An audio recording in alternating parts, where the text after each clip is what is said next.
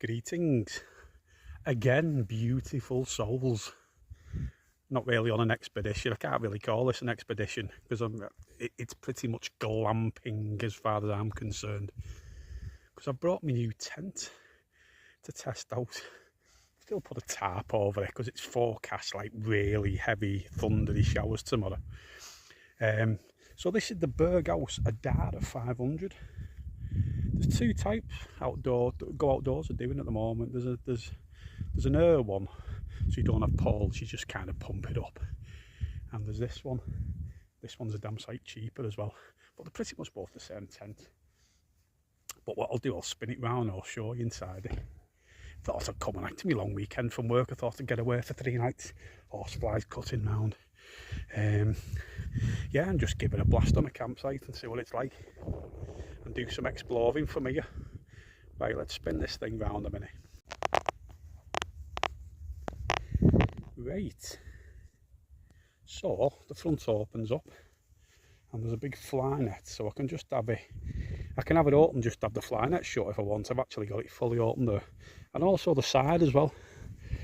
That's the same, where I can just have a fly net, or I've just got it all open at the moment because it is quite hot. It's 2 bedrooms, and it's just got a little partition thing there. You could actually climb underneath there to the other side if you wanted. So that's where I'm kipping. But what's the other bedroom for then, Mike? Because you're just there on your own. Hello, honeys. Ha ha ha, game changer. The thing I hate about campsites is public toilets. I absolutely hate them. So that alleviates that. I've got lights as well, look at that. I'll be banging them up after. Got myself a little camping table. Got a little beer on the go already. Gonna get my pipe out in a minute. Some indoor mats from Morrison's, which are 10 quid each. My little camping chair. So I can just sit here now. Like I said, I put my tarp up to give me an overhang. Just to alleviate anything coming in tomorrow, because it is forecast not nice. You know, I was looking on the weather forecast and pretty much I couldn't have pitched myself in a worst place in the country. It was like just dark blue and green coming over on the radar. But I'm still going to get out tomorrow. I'm not just going to sit in here. These, all these windows, you can shut them all. You can actually cover them all up. I've pinned them back. So you don't have to just leave them open like this all the time. But I'm just going to keep it open.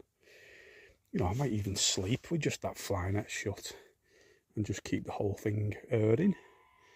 You know, I am used to roughing it, and this is proper glamping for me. But yeah, recommend retail price for this tent. I said it's 600 quid, and it's going on Go Outdoors at the moment for 250 quid. There's actually quite a lot of them. In fact, them over there, they've got one, but theirs is the air one. They've got the windows shut at the side. God, it must be red hot in there. I don't even think they know they can put them back. But there's a lady in that tent, and she flipping loves the sound of her own voice. And she talks too loud as well. And she's got a southern accent. It's not as though that's a big issue, but, you know, certain southern accents can sound incredibly annoying. Others can sound lovely. But, yeah, hers is very annoying. Luckily, they've gone for a walk. Right, so, I don't know what I'm going to be doing tomorrow. Be getting out for a walk somewhere, it'll be very rainy. Doing a bit of grounding while I'm on a campsite, look at that. Look at me white bloody feet. The horsefly trying to land on me there. Yeah, so I'm going to get out just barefoot. Do a bit of walking, take my boots with me. When my feet start hurting, I'll stick them on. Right. I'll tell you where we are as well.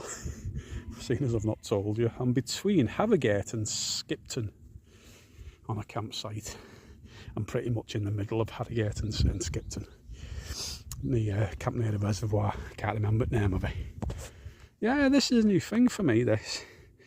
You know, campsites, making a base. You know, when I ended up at that Bears Brown campsite last time, by accident, because I was supposed to be cycle touring the Isle of Mull, I did see the benefits of being on a campsite and having a base. and just being able to leave all your stuff all day and then coming back at the end of the day, and you know, your tent's already set up. You don't have to be hiking anywhere with kit on your back.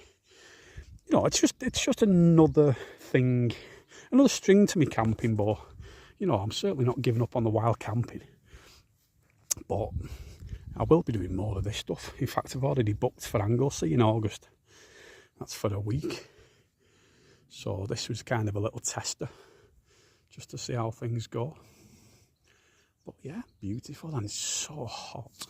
We've just come out of a heat wave actually, but this is obviously still the remnants of it.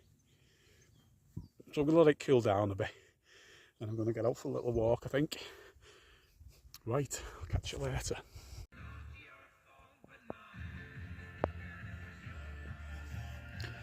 Nighttime proceedings are in full flow. Look at that, fire pit and everything. I've even got the lights on in the tent. Thought I'd just film it before it goes too dark.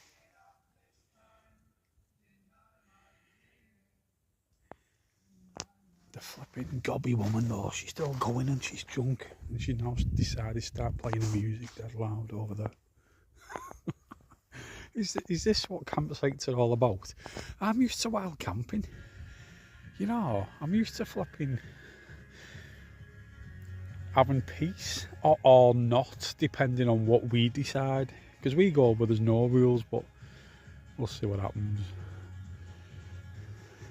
Only thing is, I don't mind them playing music, but her language is awful, and there's kids down there as well. You know, people have problems, they really are. But unfortunately with campsites, you have to deal with idiots like that. It's chucking it down, big time. Forecast this though, hence the reason I'm in full waterproofs and waterproof trousers. Because I'm not just sitting in my tent, I'm going to get out, just downloading a walk. Although, sitting here is quite pleasant. I'll just spin you around slowly and show you. I mean, I've got all my windows open, so I can look out without getting wet. And it's proper cosy, and obviously, because it's technically a 5-man tent and it's just me, it's very spacious. I'm liking these things as well that are built into it. So yeah, they're all pockets for your different stuff. So I've got like wallets and head torch, anything I need to hand there. Washing stuff, I've got a towel, I've got some camping gear down there. So plan of action is I'm going to head off from here. I'm going to head south, and in about 3 miles there's like a massive military base. It's like US and UK, and I think it's the big early warning system for England, because I passed it years ago. It's like massive golf balls, so I'm going to go and have a little walk to that, and then from there I'm going to be heading down, doing a big circle around the reservoir through some woods. I'm not just sitting here because it's raining. The old plan was to get out. I knew this was coming today, so let's go for a jaunt. This is Thurcross Reservoir, everyone, and tell you what, you can see why there's been a horsepipe ban put round England, or a lot of England at the moment, because I presume this is a lot fuller than this normally. It's nice though. Can you imagine it would look a lot better when it's full?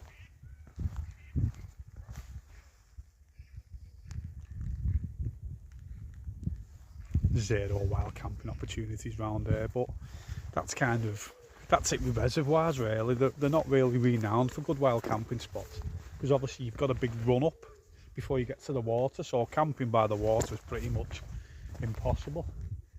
And they're heavily ranged as well, a lot of them. Right, let's go and have a look at this blooming US and British early warning military camp. Should be quite interesting. But the security cameras everywhere. Yeah, this one I'm on now is called the Six Dales Trail, and it is going down to Blubber Houses, a little place. But I'll tell you what, it's stunning, and there's no one about anywhere. So I'm going to have a little ramble. I'm going to have a little ramble about idiots on campsites. Because you know what, yesterday I was so close to having to go and saying something to him. I mean, luckily the owner went over eventually. But you know what, I don't want conflict. You know, I want a weekend away. And not so much him, but her, she was the type who loved her own voice. And she's the type who thinks she's in the right constantly. And her accent reminded me of whenever my daughters watched Made in Chelsea. And she came across as being a brat. She weren't young either, I'd say she was about in her 40s. Obviously blooming a little princess, thinks she can't do any wrong, and going over and saying something would have just been exactly what she wanted to hear, because she'd have just probably got worse after that if she knew she was annoying people and people could hear what she was saying. You know, so, you know, why I'm kind of trialling campsites temporarily with my big tent. I suppose I've just got to accept this, you know what I mean? Because I'm used to wild camping and I'm used to not having people around me. And I suppose, you know, people equals problems at the end of the day. It's been my mantra for years. So if you go on a campsite where there's people, 99% of them yesterday were wonderful. And just them two idiots spoilt it for everyone, really. You know, so I think a happy medium, you know, could be, I might check out this nearly wild camping site, because there's loads of them all over the country, and basically they are campsites, but they've got minimum things on them, like a cold water tap and a compost toilet. That is probably it, you know what I mean? And obviously they're cheaper, but it'll put off your weekend warriors who don't know what they're doing, and they turn up with all the brand new gear, and it's just a piss up for them basically. And that's what it was for them too yesterday. She was an absolute disgrace, and the language they were coming out with, and there was kids as well, you know. So I might join that nearly wild camping thing. I think it's about 20 odd quid a year to join, and that opens it up to loads of different sites where, you know, they're rough and ready, but you'd avoid the idiots, and you can leave your stuff there with your tent set up, and you're not looking over your shoulder waiting for someone to turn up. Oh, anyway, lovely this though. You know, it's just following this river all the way down. I'll swing round in a minute. It's lovely as well. But do you know what? Paradise comes at a cost. It's what I always say. Because I found a little spot before and I thought, oh wow, what a wonderful wild camping spot this is. And as I'm standing there admiring it, I got about 10 horseflies landing on me. Good job I've got my long pants on today and not my shorts, otherwise I'd have been eaten alive. So, you know, summers are getting worse for midges, horseflies and ticks. Three things I absolutely hate. And you know, you kind of wait all year for summer, and then summer comes and you go camping and you're getting eaten alive. I'd say if I could rank them in order, the Scottish midge are the worst, because when you get them in Scotland, when they swarm you, you can't do anything. You can't stay there. You literally, I mean, when I went up to, you know, just within 10 mile of the Isle of Mull, camping in that field, I had 2 midge nets on my head, and they were still bloody trying to get to me. So there's nothing you can do in that situation. I'd say ticks second, because you don't even feel them crawling on you most of the time, and then you bury yourself and you can get Lyme's disease. And horseflies are probably the better out of the three, but they're a nightmare because they hurt basically. You know, I was supposed to be wild camping Dartmoor next month. Supposed to be spending 5 nights on Dartmoor, and I've been researching it, and basically it's a nightmare because there's no paths that link up. I want to do a big circular really, and it's not linking up. It's going over just moorland, and for one thing, it doesn't look that exciting to go and spend 5 nights on it. And I was doing some research on one of Facebook groups, asking questions, and apparently the horseflies and ticks are an absolute nightmare, worse than ever up there. So there's no chance. That's why I'm going to Anglesey instead. Go on a campsite and go and explore. But no, I'm done with just being eaten alive for the sake of being outside. Right, I will get to this military base eventually. We are heading, we're probably about halfway to it now. What wonderful specimens, young bullocks. You saying hello? Hello? Oh, are ya? Aren't you beautiful? Aren't you beautiful? You're the bravest one. The one with a big ring in his nose there. Oh, that's ever, honey. Well, there's my first sight of Britain's biggest early warning area. It's still about a mile away, yeah? I'm going to try and get as close to it as I can. Looks like another world.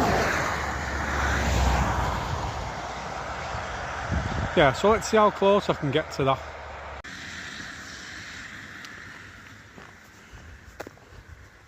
Well, here we are. There's 37 of these golf balls.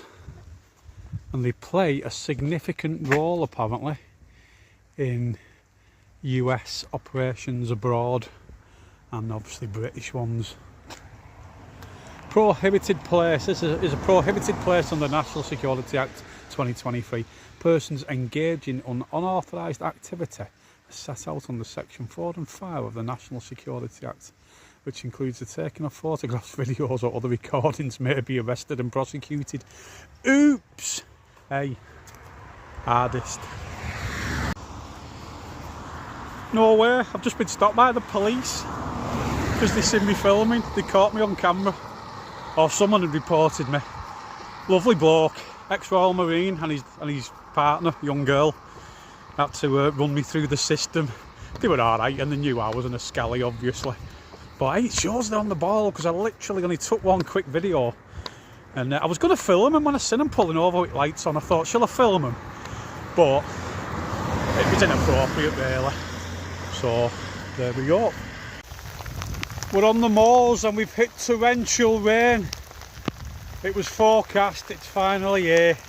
It's absolutely bazzing it down. Couldn't do much filming coming round that reservoir before because the camera was just wet, everything was wet, so you couldn't see anything. I've just cleaned my screen a bit, but that was a biblical downpour. Absolutely. When I filmed it, it had just started then, and that was at least an hour of absolute torrential rain as I'm coming across that moor, and I thought, oh, please don't start lightning now. Luckily it didn't. But yeah, I was expecting it anyway, but I'm pretty much alright with this waterproof on, so it's not been too bad. You know what, I've got an annoying song in my head. Every time I come away, when I'm on my own, I get an annoying song in my head. And I think this particular one trumps all the others. It's an absolute nightmare. And it happened yesterday, as I was coming towards that campsite. I seen a sign for Ilkley Moor, and that was it, put that song in my head. Word has there been since I saw thee on Ilkley Moor, Batat. Word has there been since I saw thee. Word has there been since I saw thee on Ilkley Moor, Batat. On Ilkley Moor, Batat. On Ilkley Moor, Batat. And it just keeps going like that. But oh my God, it is in my head all the time. You know, last night at middle at night, I'm lying there, and then it started. Word has there been since I saw thee on Ilkley Moor, Batat. And I'm like, stop it now. No, I'm not dealing with that. Not at 2 o'clock in the morning. Word has there been since I saw thee. Word has there... Stop it. Stop. I said stop it. I'm not putting up with this anymore. Leave it. So I started just drifting off. On Ilkley Moor, Batat. On Ilkley... For God's sake, man, just leave. Head, stop doing this to me. And it's continuing today on Ilkley Moor, Batat, which apparently means on Ilkley Moor without a hat. So my music teacher told me at school. He might have been lying. I'll have to Google it. But that's the annoying tune for this trip, and it is particularly annoying. It just keeps going round and round in my head all the time. Done about 10 mile now, about another 3 or 4 to camp back round the reservoir to campsite. But lovely walk. This is part of that Four Peaks way, so might do that one day, do the whole lot of it, see how long it is. Right, I've avoided arrest and I've carried on. Innocent till proven guilty. Quite spooky, these woods, because actually I'm on a path that you're not allowed to come down. They've actually closed it off. I don't know why, and it's been like rerouted further up. So obviously I just jumped over this fence and come down here. I mean, the path's still in good nick. I don't know why they've shut it off. And I've not come over anything too perilous, you know, which makes it dangerous. So why is it closed? You know, always take the route less well trodden. That's what I always say. You know, and if there's a sign saying trail closed, and it's getting diverted somewhere else, but it's still going in the direction you want to go in, one would be a fool not to walk down it. Another day, another dollar. I'm out again. Left the campsite, and instead of going south, I'm going north today. And it's pretty much going to be mostly like this. It's very bleak. It's going over to another reservoir. It's doing a big circular back to the reservoir near where I'm camping. It'll probably be about 20 miler. Forecast rain as well. Not as bad as yesterday's downpour. But good night last night. Really good night in my tent. Because this is the wonder of technology. It's fantastic. Because our Mark in Cornwall had paid for the Usyk and Dubois heavyweight unification fight. Right. And so we decided that he was going to stream it on WhatsApp, on a WhatsApp call, straight to my phone. And he put his phone right in front of his TV. So I sat there in a tent in Yorkshire watching a live heavyweight bout, which was being streamed on WhatsApp from a house in Cornwall. Mad, innit? And Usyk, what an absolute legend. You know what? He's the greatest of all time for me. I know everyone says Muhammad Ali's the greatest, but do you know what? Usyk, I think, is the best. If you're talking greatest in terms of what they've done for the sport, okay, Ali. Usyk has been hampered because he can't speak good English, really. So he's never going to have the personality Muhammad Ali had. But I don't think anyone could beat Usyk in any era. Probably Tyson in his prime wouldn't even have a go, because Tyson wasn't very good against people who'd fight back. And Usyk would definitely have fought back. But absolute legend, 38 years old, and he absolutely destroyed Daniel Dubois. And I watched it live in my little tent. So yeah, listen, shout out. I'm going to do 2 little shout outs. First shout out, Baz, my old mate. Baz, I am going to get you round my flat, mate, very soon. I've been all over the place doing bits and bobs, but it'd be nice catching up with you. Baz is actually a lad who moved down to Torquay, and I had a week off work one time and decided to put all my camping gear on my push bike and cycle from St Helens to Torquay to go and see him. In fact, it was actually 7 miles past Torquay. It was in Brixham. So I cycled all the way down there. It took me 2.5 days. We had one day sat on some cliffs chilling out, and then next day I cycled 2.5 days back home, because that's the way I roll, you know what I mean? And it was fantastic, and luckily I had great weather. And so yeah, Baz, catch up with you soon, mate. And another shout out to baby Rome, who has just come into the world the other week. My little friend Caddis's little son. And do you know what? Grow up and embrace the world you've been born into, my friend. That's the only advice I can give you, because it's gorgeous. Get out and see. And I wish him all the best, and his mum and his gran Sue. I bet you're all really proud as well. So listen guys, it's going to be more of this today, so I'm going to sign off for this video, heading back home tomorrow. So until the next trip, Adios.